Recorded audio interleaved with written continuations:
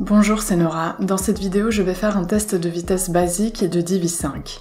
Avant de commencer le test, c'est important de signaler que je teste la version de Divi 5 public alpha qui n'est pas du tout terminée. C'est surtout une version qui va permettre à l'équipe des développeurs de corriger tous les problèmes qui seront signalés par les utilisateurs. Donc si vous souhaitez tester Divi 5 de votre côté, il faut absolument le faire sur un site de test ou en local et pas sur un site de production. Donc ici je suis bien sur un site de test, mais j'ai une copie d'un site qui est en production. Et j'ai décidé de tester Divi 5 avec vous parce que je suis un petit peu impatiente de voir cette nouvelle version de Divi, même si elle n'est pas finie, parce qu'elle est en préparation depuis bientôt 3 ans. Je vais donc tester ce site qui ressemble à ceci côté public. Donc c'est un site e-commerce qui est construit avec Divi et avec WooCommerce. Donc je peux naviguer vers la page produit par exemple, ou le modèle de page produit. J'ai également des pages catégories qui ressemblent à ceci, et je peux naviguer par catégorie de produits spécifiquement. Et voilà à quoi ressemble sur ce site le modèle de la page catégorie. Du côté des options de performance de Divi, j'ai désactivé toutes les options, y compris le CSS statique, et j'ai désactivé et supprimé toutes mes extensions de performance et de cache. Donc le but c'est vraiment de tester Divi et uniquement Divi.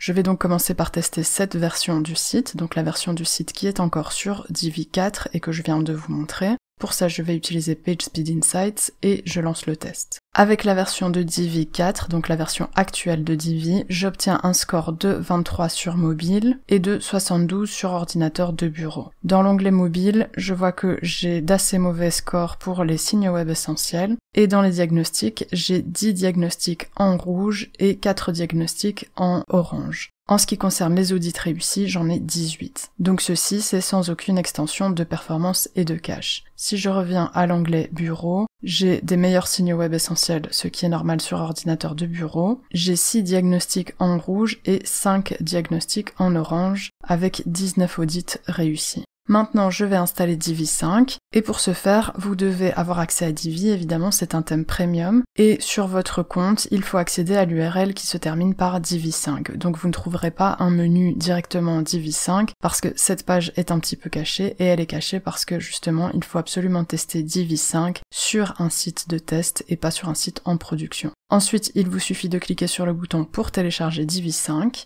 et lorsque vous avez téléchargé ce fichier zip dans votre tableau de bord WordPress, il faut se rendre dans Apparences et thèmes, et ensuite cliquer sur Ajouter un thème, puis téléverser un thème. Ici, vous pouvez cliquer sur le bouton pour choisir un fichier et choisir le zip Divi 5 sur votre ordinateur, et ensuite il faut installer maintenant. Ensuite, WordPress reconnaît que c'est une mise à jour d'un thème qui est déjà installé, et vous pouvez remplacer le thème actif par celui qui a été téléversé. Maintenant que Divi 5 est installé sur mon site, je vais pouvoir faire la migration de mon site de Divi 4 à Divi 5. Pour ça, je vais me rendre dans l'interface de Divi, et ensuite je dois me rendre dans le menu Divi 5 Migrator pour migrer mon site de Divi 4 à Divi 5. Cet outil de migration va vérifier s'il y a des problèmes de compatibilité entre Divi 4 qui est déjà installé sur le site et les modules de Divi 5. Ici, j'ai un message qui me dit que tous les modules que j'utilise sur mon site ne sont pas encore accessibles dans cette version alpha de Divi 5.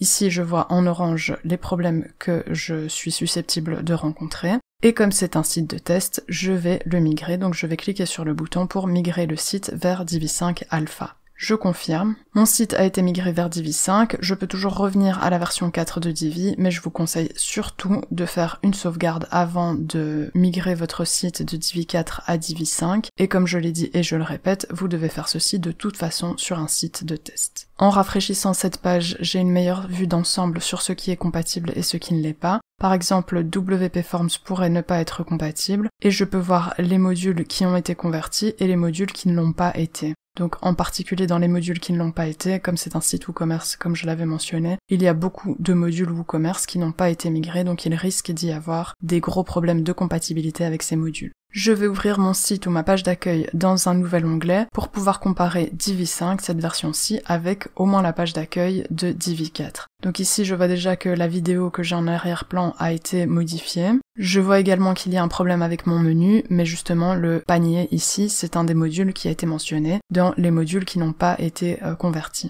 Je vois aussi que j'ai un petit problème d'affichage ici dans mon menu, mais ça paraît normal. Si je descends sur ma page d'accueil, je vois que c'est à peu près correct. Ma page d'accueil semble être convertie correctement. Et quand j'arrive au pied de page, je vois qu'ici, le pied de page n'a pas été converti, donc j'ai le code qui s'affiche à la place du pied de page. Je vais voir ce qui se passe dans mes modèles de page catégories, donc si je clique sur une de mes catégories, sur cette page le site ne s'affiche pas correctement, j'ai du code qui s'affiche à la place de mon titre, et donc je peux voir que le modèle de page catégorie n'est pas correct. Je vais cliquer sur un des produits. Ici, même chose, mes polices ne s'affichent pas et le design général du site n'est pas respecté. Donc ceci, c'était attendu puisque j'ai tout un tas de modules, en particulier les modules WooCommerce, qui ne sont pas compatibles. Si je reviens à l'interface de Divi, je vais me rendre dans les options du thème. Et ici, je ne vais de nouveau pas activer mes options de performance, ni les options du constructeur. Par contre, je vais vider le cache CSS. Et ensuite, je relance le test dans PageSpeed Insights. Mon test de Divi 5 sans aucune option de performance ou de cache activée me donne un score de 35 sur mobile et de 87 sur ordinateur de bureau. Ce qui est déjà mieux que ce que j'avais précédemment. Sur mobile, j'obtiens ce score pour les signaux web essentiels, et si je reviens au test de Divi 4 que j'ai fait précédemment, j'avais donc bien 23 sur mobile avec des signaux web essentiels qui étaient tous dans le rouge. Ici, les signaux web sont dans le rouge, sauf un élément important pour lequel Divi était assez mauvais jusqu'ici, c'est le CLS, et ici, il est bien meilleur que ce qu'on avait sur Divi 4. Du côté des signaux web essentiels sur ordinateur de bureau, j'obtiens également de meilleurs scores, donc ici c'est bien le test de Divi 5,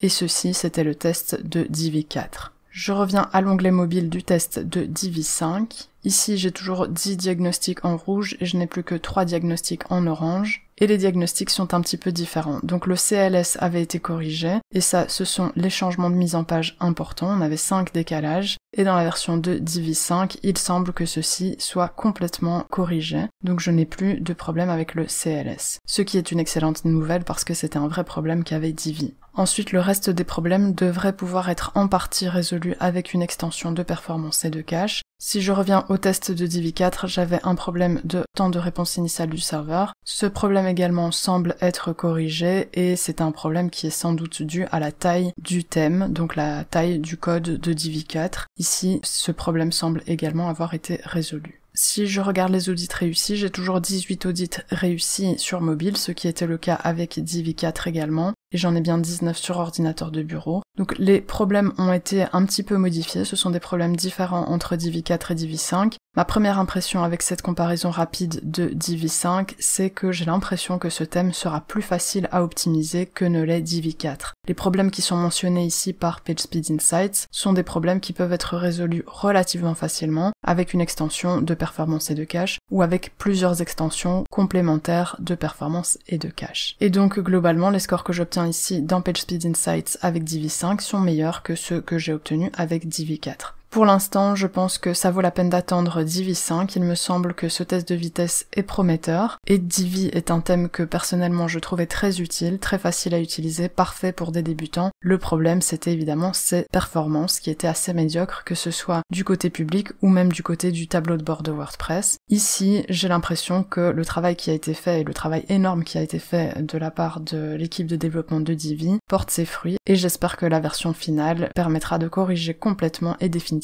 ces problèmes de vitesse. J'espère que ce tutoriel vous a été utile et que vous pourrez mieux optimiser votre site. Si c'est le cas, n'hésitez pas à liker cette vidéo et à vous abonner.